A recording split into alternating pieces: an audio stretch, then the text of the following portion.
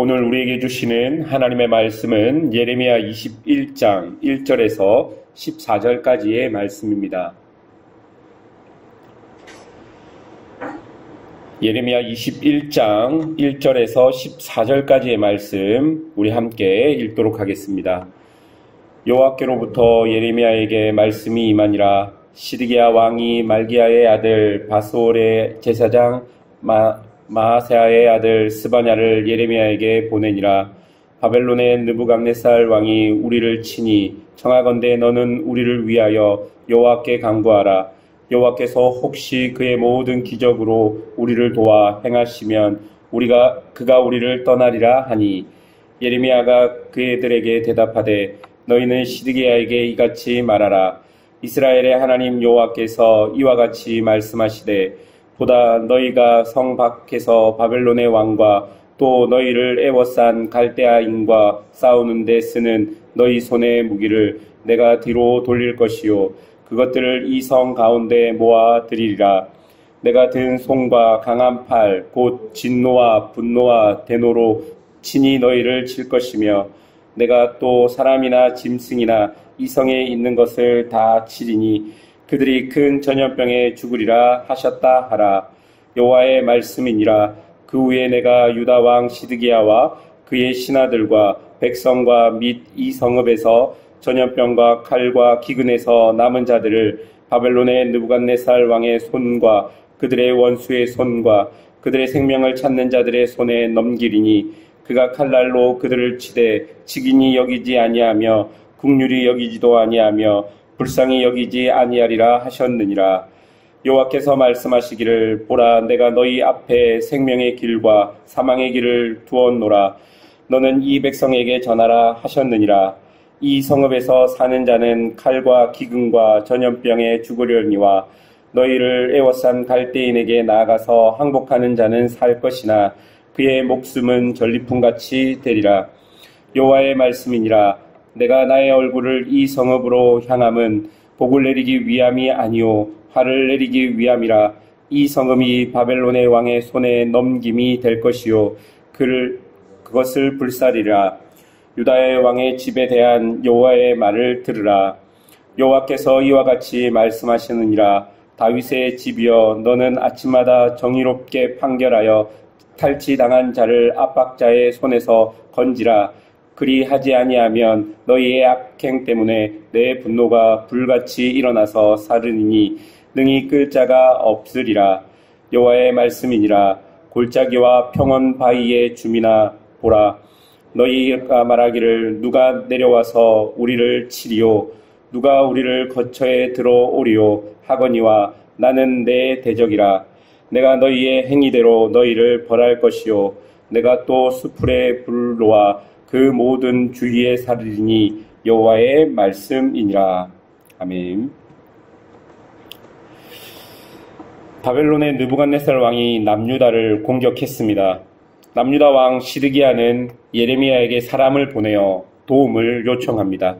2절에 보니까 바벨론의 느부갓네살 왕이 우리를 치니 청하건대 너는 우리를 위하여 여호와께 간구하라.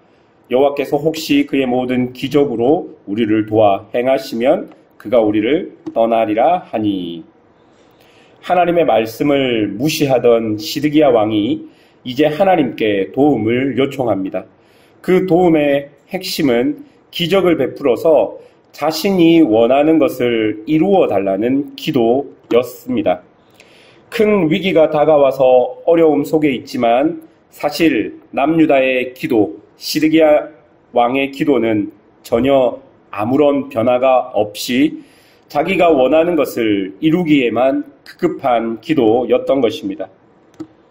그런데 남유다 사람들과 시드기야 왕이 모르고 있는 것은 지금 이 바벨론의 공격이 표면적으로는 느부갓네살 왕이 국제 정세 속에서 정치적인 결정을 통해 공격한 것처럼 보이지만 4절부터 7절까지를 보면 이 공격의 주체, 즉 이 구절들의 주어가 다 내가로 되어 있는 것을 볼 수 있습니다. 그러니까 이 바벨론의 공격의 내면을 보면 내가로 표현된 그 하나님께서 남유다를 심판하기 위해서 바벨론과 느부갓네살 왕을 통해서 남유다를 공격하고 있는 것입니다. 여러분, 4절의 그 말씀을 세번역 성경으로 보면 이렇게 기록합니다. 주 이스라엘의 하나님이 말한다. 너희는 지금 성벽을 에워싸고 공격하는 바벨로니아 왕과 갈대아 군대에게 맞서서 싸우려고 무장하고 있으나 내가 너희가 가지고 있는 모든 전쟁 무기를 해수하여 이 도시 한가운데 모아 놓겠다. 여러분, 우리가 보다시피 이 4절의 주어도 내가인 하나님인 것을 볼 수 있고 5절에서도 내가 든 손과 강한 팔이라고 나옵니다. 6절에서도 내가 또 사람이나 짐승이나 이렇게 표현되고 있습니다. 여러분, 이런 구절들을 통해서 우리가 볼 수 있는 것은 분명한 하나님의 의지를 볼 수 있는 것입니다. 하나님께서 이렇게 주체가 되어서 남유다를 망하게 하고 계시는 것입니다. 왜 그렇다면 하나님께서는 이렇게 주체가 되어서 남유다를 망하게 하실까요? 왜냐하면 지금 남유다가 망하지 않으면 그들은 더 깊은 죄악 속에서 스스로 자멸할 것이기 때문입니다. 여러분, 절망과 망함이 있어야 다시 소망이 있고 희망을 말할 수 있는 것을 우리가 기억해야 하는 것이죠. 사랑하는 여러분, 우리에게는 이런 영적인 안목과 해안이 필요합니다. 지금 나와 우리에게 일어나는 일을 그냥 표면적으로 이해하고 가볍고 쉽게 넘길 수 있는 상황과 그렇지 않고 진지하고 무겁게 받아들여야 할 것을 잘 분별해야 하는 것이죠. 또한 그런 상황들 속에서 하나님이 나와 우리에게 원하시는 것이 진정으로 무엇인지를 깊이 생각하고 분별할 필요가 있는 것입니다.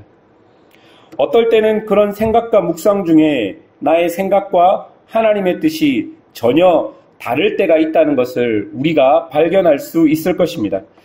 마치 8절과 10절까지의 내용이 그렇습니다. 8절을 보시면 여호와께서 말씀하시기를 보라, 내가 너희 앞에 생명의 길과 사망의 길을 두었노라. 너는 이 백성에게 전하라 하셨느니라.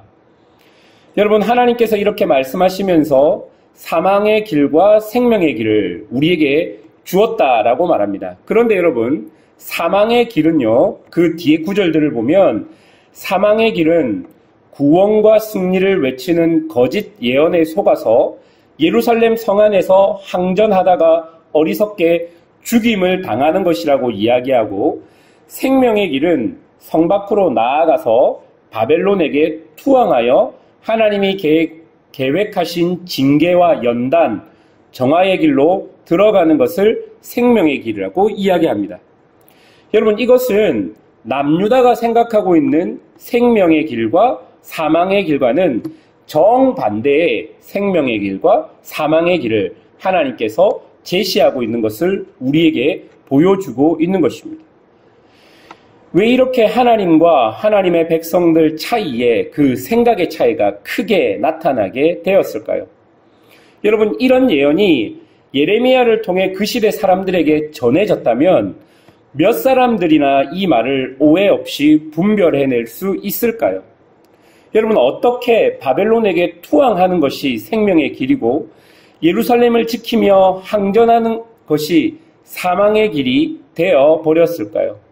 여러분, 예전에는 완전히 달랐습니다. 많은 이방인들이 예루살렘을 공격하면 하나님을 향한 믿음으로 그 이방 공격 앞에서 목숨을 걸고 항전하며 예루살렘을 지키는 것이 그들에게 생명의 길이었습니다. 그런 일들을 통해 많은 하나님의 기적들을 보았고 투항하지 않음으로 하나님의 구원을 그들은 그들의 역사 속에서 맛보았습니다. 여러분, 이게 생명의 길이었습니다. 그런데 이제는 하나님께서 뭐라 말씀하시냐면요, 남유다 백성들이 멸망하는 것, 그것이 생명의 길, 즉 하나님의 뜻이 되어버린 것입니다. 여러분, 왜 이런 일이 벌어졌을까요?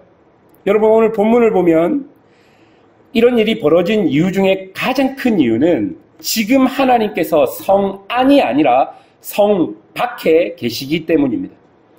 여러분, 옛날에는 하나님께서 성 안에서 이스라엘을 보호하시고 살폈습니다. 그래서 그들이 예루살렘 성 안에서 항전하는 것이 생명의 길이었던 것입니다. 그런데 이제는 상황이 바뀌었습니다. 하나님께서 그 성 안에 계시는 것이 아니라 성 밖에서 이스라엘을 공격하고 계시는 것을 우리가 볼 수 있습니다. 그러니 생명 되신 하나님께서 성 밖에 계시기 때문에 이스라엘이 성 밖으로 나가는 것이 생명의 길이 되어버린 것입니다. 여러분, 11절과 14절까지를 보면 하나님께서 성 안이 아니라 성 밖에 있을 수밖에 없는 이유를 명확하게 기록하고 있습니다. 하나님께서 당신의 백성 유다를 공격할 수밖에 없는 이유가 분명하게 나오는 것입니다. 보시면요, 하나님은 다윗 왕가를 통해서 하나님의 백성들 속에 하나님의 공의와 정의가 강같이 흐르기를 원하셨습니다. 그런데 이제 그 성 안에 그 공의와 정의가 사라져 버렸습니다. 오히려 정의와 공의와는 반대되는 불의와 폭력이 난무했기 때문에 거룩하신 하나님은 그 성 안에 존재할 수 없게 된 것입니다. 그래서 여러분, 그 폭력과 불의가 존재하는 그 성이 망하는 것이 생명이 되어버렸습니다.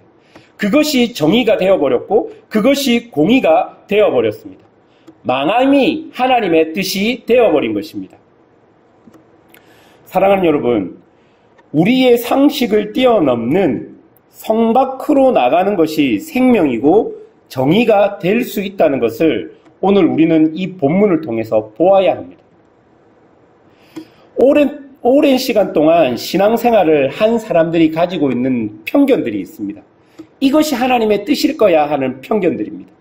여러분, 그런데요, 그것이 하나님의 뜻일 수 있습니다. 예전에는 이것이 하나님의 뜻이었다면 이제 그것이 하나님의 뜻이 아닌 그것과 정반대의 것이 하나님의 뜻이 될 수 있는 것입니다. 우리가 존재하는 것이 하나님의 뜻이 될 수 있다면 우리가 망하는 것이 하나님의 뜻이 될 수 있다는 것입니다.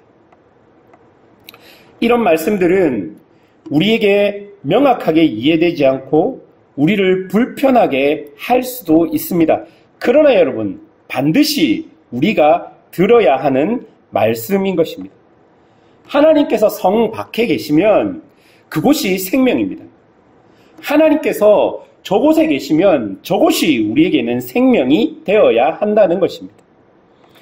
내가 망해야 성 밖에 나갈 수 있다면 내가 망하는 것이 하나님의 뜻이고 그 망함을 통해서 하나님은 나에게 새로운 은혜의 생명을 주신다는 것을 우리가 기억해야 하는 것입니다. 여러분, 무엇이 중요합니까? 내가 처한 상황과 순간 속에서 하나님이 무엇을 원하고 하나님께서 어떻게 이 일들을 진행해 가고 있는지가 중요한 것입니다. 나의 원함이 어떤 방법으로 어떻게 이루어지는가가 중요한 것이 아니라 하나님께서 나를 통해서 어떤 일들을 진행하고 계시고 그 일에 내가 순종하는 것이 중요한 것이죠. 하나님이 계시고 그 뜻이 이루어진다면 나의 원함이 이루어지지 않는다 할지라도 바로 그것이 생명이고 그것이 우리에게 더 좋은, 더 나은 선인 것을 오늘 본문은 우리에게 보여주고 있는 것입니다. 우리에게 하나님의 뜻이 이루어진다면 그것 자체가 우리에게 소망이 됨을 기억해야 할 것입니다.